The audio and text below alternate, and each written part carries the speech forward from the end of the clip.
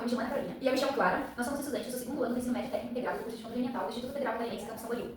E nosso projeto foi desenvolvido na disciplina de projetos ambientais do setor de análises químicas e orientado pelo professor Dr. Adriano Martindal. E o título do nosso trabalho é a análise comparativa do uso de glicerol, sorbitol e óleo de soja como plastificantes na síntese de agropolímeros à base de amido de batata.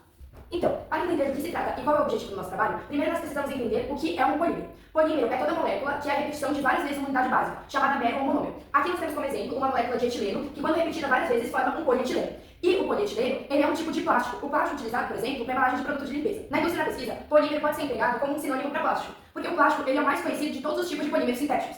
E dentro da nossa pesquisa, polímero também é integrado como um sinônimo para plástico.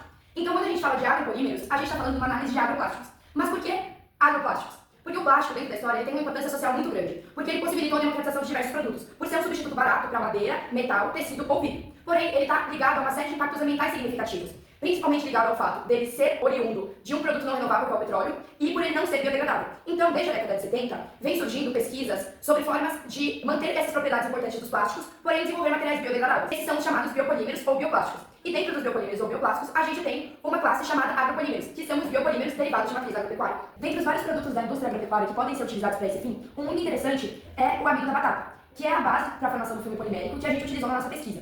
E ele é muito bom para ser utilizado nesse caso porque ele atua como coproduto na indústria da batata. Ou seja, quando ele é retirado, a batata não perde a função de servir como alimento. Ele é um resíduo da indústria, de certa forma. E ele também tem outra vantagem, que ele tem uma estrutura molecular muito parecida com a dos polímeros sintéticos, porque ele também é um polímero. Ele é a repetição de uma unidade básica, que é a glicose. Aqui, por exemplo, a gente tem um corte de uma molécula de amilose, que é uma das moléculas que formam um amido. E a gente percebe que ele é a repetição de várias glicoses várias vezes, de 300 a 600 glicoses que formam uma molécula de amilose. Só que quando a gente emprega somente o amido de batata para a formação do filme polimérico, a gente tem um problema relacionado à organização dessas moléculas.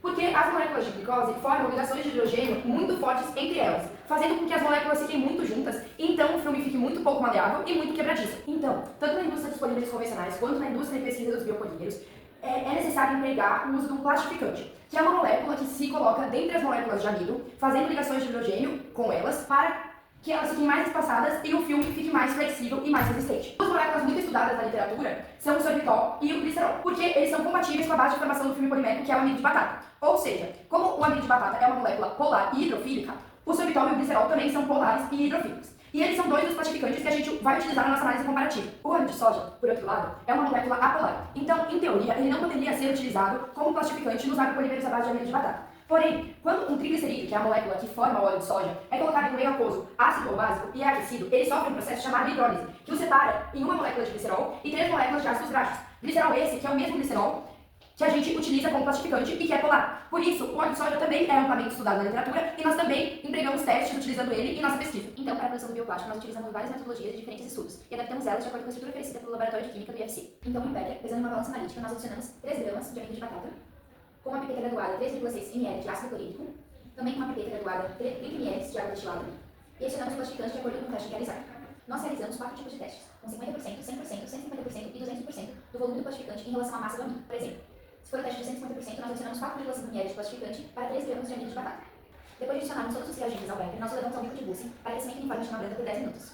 Depois o retiramos e o esfriamos em um banho de gelo. Então conferimos o pH com soro de um alfa kit e neutralizamos com uma solução de NaOH 10%. E se desejarmos, adicionamos corante alimentício.